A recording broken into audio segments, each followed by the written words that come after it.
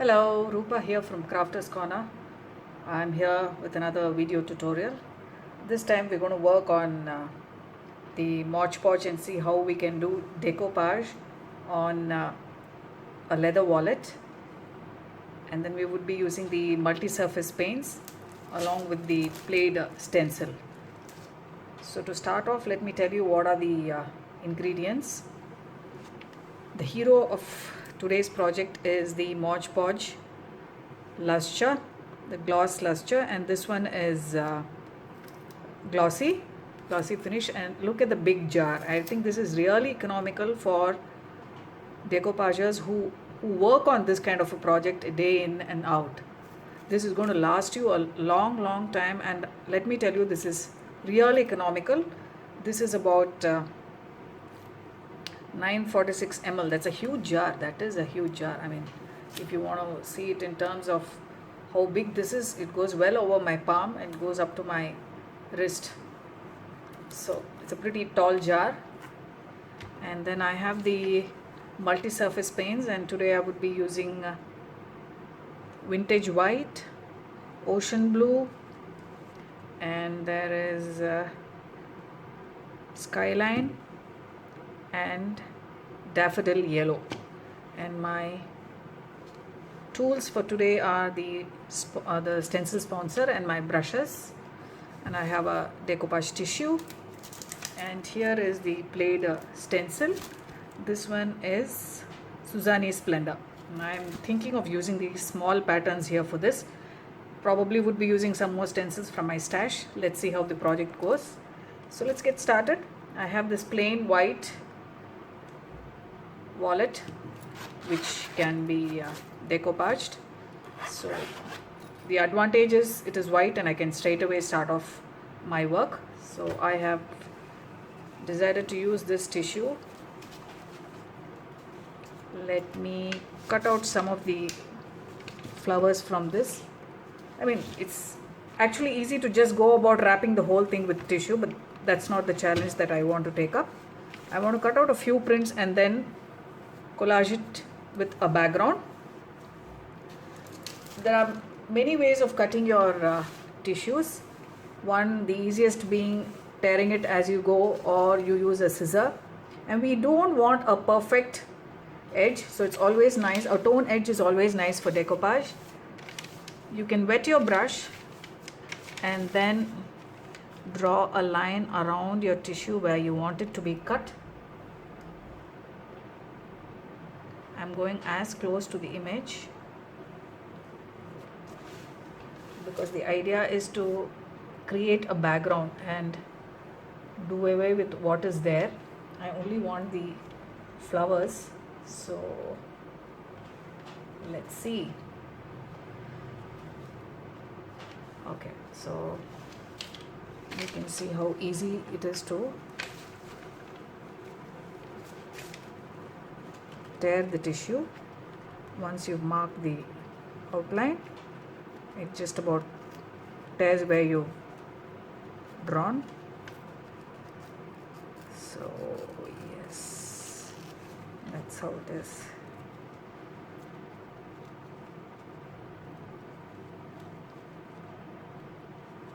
And as you know, decoupage tissues come in 3-ply or even 2-ply. In this case, yes, it is 3-ply. So I remove the layers 1 and 2.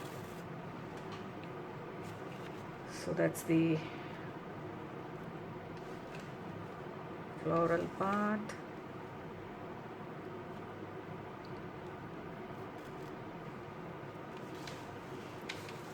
Let me tear one more. Bits and pieces of designs here. I have my tissues cut, so let's get started. I'm planning to have a portion of this coming this way, overlapping to the top. So in these kind of projects, I prefer to put the Mod Podge on the base and then adhere the tissue. So I'm applying Mod Podge directly onto the surface. This being white, I have not painted it. So I give a thin coat, a very thin coat of Mod Podge, and I can place the tissue. Then I take a plastic cover and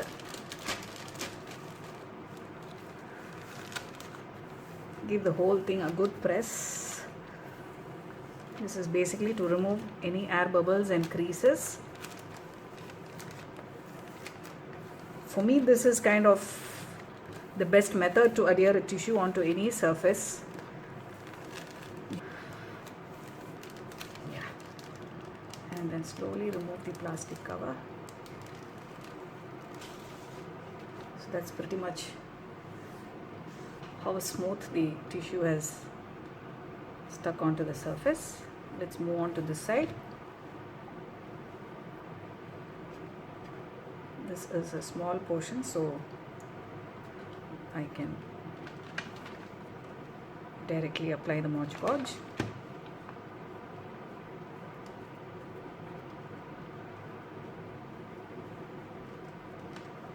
Okay, so for the other side, I need to dry this before I flip it over. So let me dry this and then get back. So both sides are dry now. Let's start creating a background. For this I'm going to use vintage white and ocean blue multi-surface paints. I'm going to mix both of them to get a lighter tone.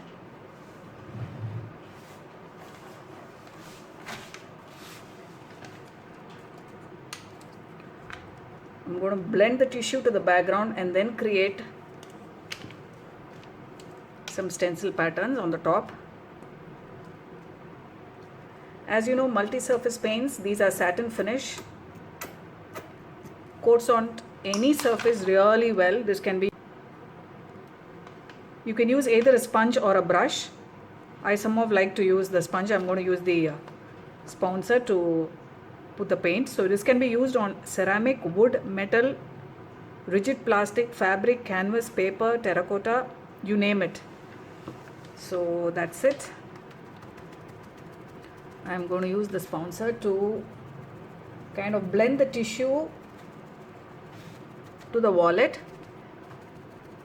You can see I'm going to take a bit of the blue also along with the vintage white.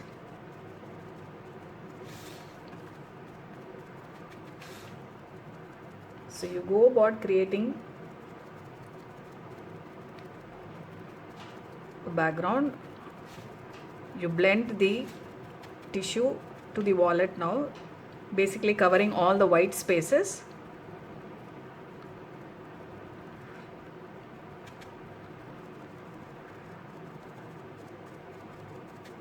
I'm going to go with some light and dark tones of blue. I have another shade of blue also, which is Skyline.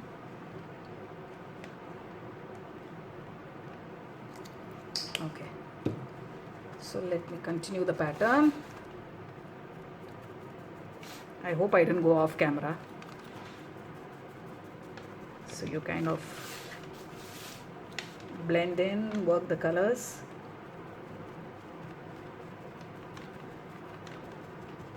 So I've first taken only the light blue and vintage white. Let me see how the other shade of blue is. Maybe just, yeah, it seems cool too. Maybe just around the edges also. White and lighten this. That's cool, yeah. That's better.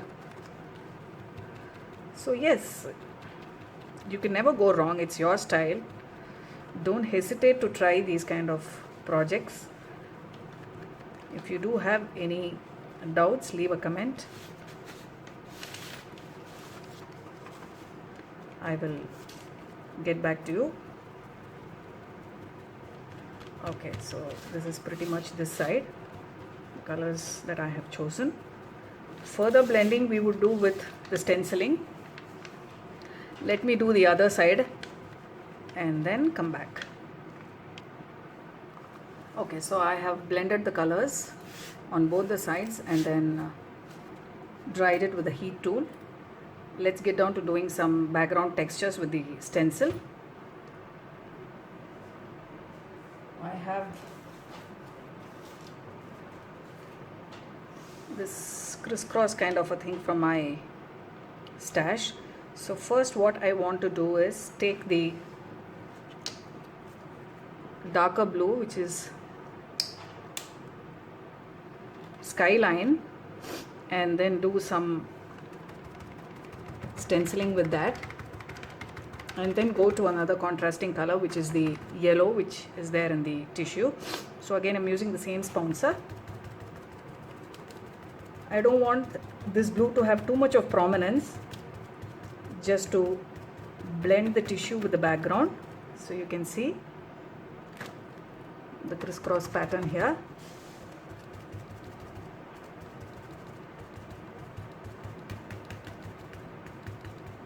An advantage of using the sponsor is that these paints, you can take off the excess and then start dabbing them, so you wouldn't have any kind of extra oozing out from the stencil. Otherwise you do have invariably, when you use other paints, it kind of oozes out from the stencil. So yeah, some here. Okay, so you can see I have the crisscross pattern here. It dries very quickly, so I'm not going to use a heat towel. I'm flipping it to the other side, and then let me do some and started painting. I did not use gesso. I have started using the paint directly onto the wallet. So that is another advantage of this multi-surface paint. I have in fact used chalk paints. At the end of this video I would be showing you some pictures of some of the project, the same wallet which I have done using chalk paints. So for everything I have not used gesso at all. The advantage is it is white, the base is naturally white, and when you use these kind of chalk paints or multi-surface paints, it's pretty much understood that it can be used on any surface, so there is no need to use gesso. But yes, at the end of it I would be giving at least 3 to 4 coats of varnish for a good seal, because this is going to be used quite often. Yeah, wallets like these need to be flaunted, right? So yeah, I have done the first layer of stenciling. I can now safely move on to the next layer. So I'm going to use the Suzanne Splenda, and let me see if there's any pattern that fits in. I have some little floral doily kind of thing here, so maybe I could do one odd one here and there just to get the yellow out from the tissue. So for that, and I'm not looking for a very crisp transfer here, the use of tissue, because it's basically to create a background, so it can be a little subtle, mild, however you want. Again, these are from PLAID, different sizes. I'm going to use the big one, which is 5/8, and then so let me do this pattern here, the yellow one.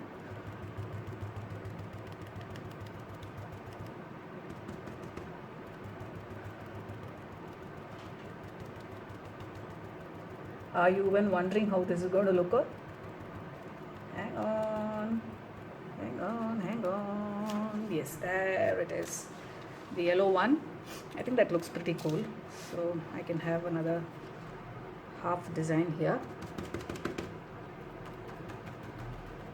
These mini daubers are so handy, meaning for these kind of small stencils, patterns that you want to use. Let me do another half here. I've used them on plastic. There you go. I think that looks pretty bright. The yellow is really brightening the whole thing. I think, and I have a small bit here.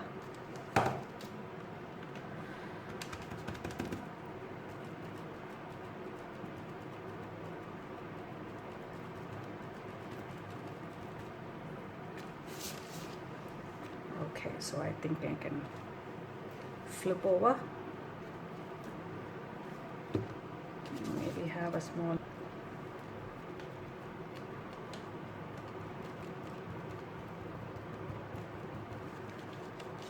how does that look? So that's the front and the back. I see some open space here. This is exciting. I really like when projects like these are unplanned, totally unplanned, because I'll show you the other designs that I've done. Each one is different, so I'm just going with the flow. I think we can squeeze in another 3/4 there, and then maybe have some script stamping in black. That should complete.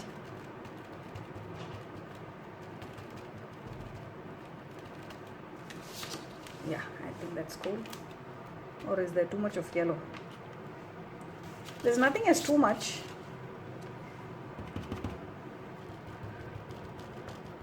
It's basically your style, how you want it. So yeah, I think I'll stop there. So I've kind of blended. In my opinion, this is fairly blended. So let me get back. I'll bring the script stamp and the archival inks.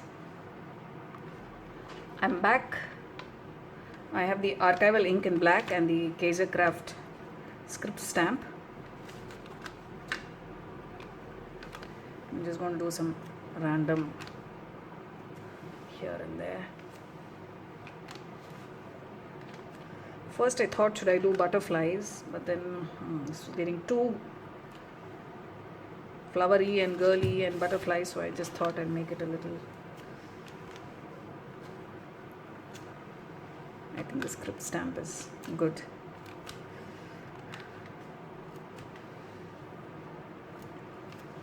Okay, I think that should do. So we've kind of covered all the gaps. You can see, yeah. Can you make out where the tissue ends and where the background is actually starting? So I will now dry this one last time, even though all the paints and the inks are all permanent and they are quick drying. I like to give it one shot of the hot gun, and then we will give a coat of Mod Podge, seal that, wait for that to dry, and then work on coats of varnish. So let me get back. This is dry now, so I'm going to use the Mod Podge gloss again, give one coat and seal the entire thing. I'm pretty much sure that I don't want to add anything else. This is fairly busy now. So one nice coat of the Mod Podge.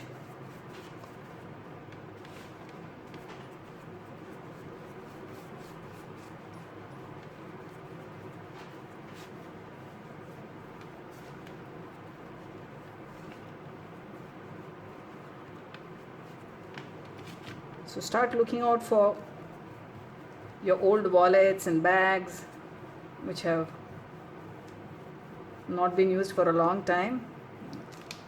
You can do this.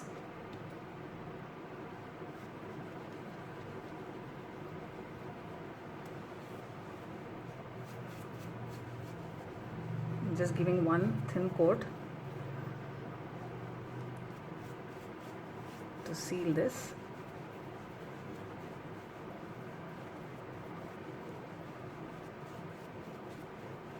Okay, so that's one coat of Mod Podge. Let me dry that. The Mod Podge is dry. Next I'm going to give a coat of varnish. You have the Folk Art Home Decor varnish here. A minimum of 3 coats is what I would recommend for projects which are handled on a daily basis, like your trays or coasters, these kind of wallets. And you need to be patient. This is the last stage which is going to seal your project. So it would be like 1 coat of varnish, let it dry. Then the second coat of varnish. Don't try to speed it up with a heat gun here. Natural drying is the best. So, and this varnish again, it's colorless, odorless, dries really quick. So I'm going to give one coat in front of the camera and then maybe get back after a day with 3-4 coats done. Okay, so as promised, I'm back. I've given about 3 coats of varnish, and of course drying time between each coat of varnish. You can imagine 3 coats of varnish, I've given about half an hour to 1 hour gap between each coat of varnish. So in that time I managed to do another 2. So I'm going to tell you what I have used for these wallets. Green is my favorite color, so I have Decoupage the tissue here, the print here, and for these I have used chalk paints. I have used yellow crochet and then patina and grotto. And for the brighter green highlights I have used a little bit of the multi-surface paint in citrus green. So for this project you can even use chalk paints. As you can see, the look is as good as the multi-surface paints and they have blended well with the tissue. And then I've used some script stamps with archival ink and some flourish stencil and dot stencil to fill up the background. I think this has come out nice and bright. Obviously it's for me. And then I have highlighted the edges with Inca Gold. So that completes this one. And for all you pink lovers, I have this one with orchids in it. And for this too I have used chalk paints and only chalk paints. This is Castle and Lilac. Yes, so I mixed a bit of sheepskin to tone down the color. And then for this I have used some star stencil. And then I didn't want to avoid butterflies.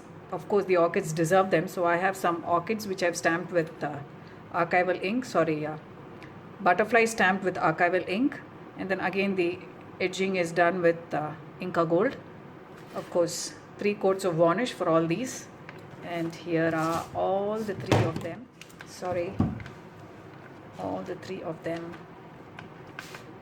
Let me know which one you like, and at the end of the video I have some photographs too, pictures. Do have a look at them, and then let me know your comments if there's anything that you want to know about these projects. I'm sure I'll get back to you. Do let me know.